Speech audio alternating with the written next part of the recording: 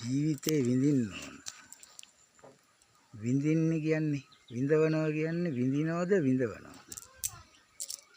විඳවනවා කියන්නේ වේදනාව. විඳිනවා කියන්නේ ලබන සතුට, සැනසුම. හැම දෙයක්ම දැක්මක් වෙනවා නම් මේ ශරීරේත් වටිනාම දේ තමයි දැක්ම.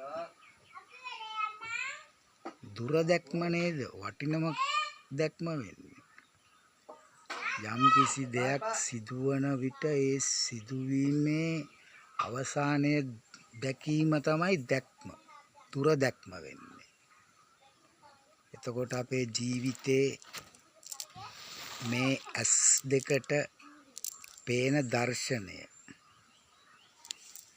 මේ දර්ශනය තමයි බුදුන් දැක්කේ ස්වභාව දර්ශනය. බුදුන් මේක සතාට කොහොමද බලපාන්නේ කියලා සියලු මනුලොව මිනිසයන්ට දේශනාවක් කළා. ඒ දේශනාවෙන් පසුව සියලු මිනිසයන් ස්වභාව දර්ශනය ස්වභාව දහම වුණා.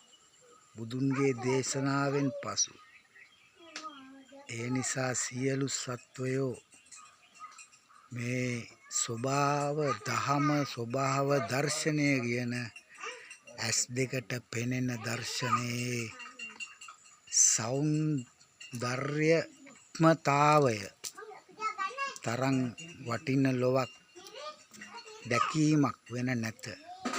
ඒ දැකීම නම් පැහැදිලි දැකීම. එතන තමයි සැනසීම, නිවන, සැපත, සුවය සියලු දේ එකට එකතු කරගත් සියලු සැප ජය වේවා.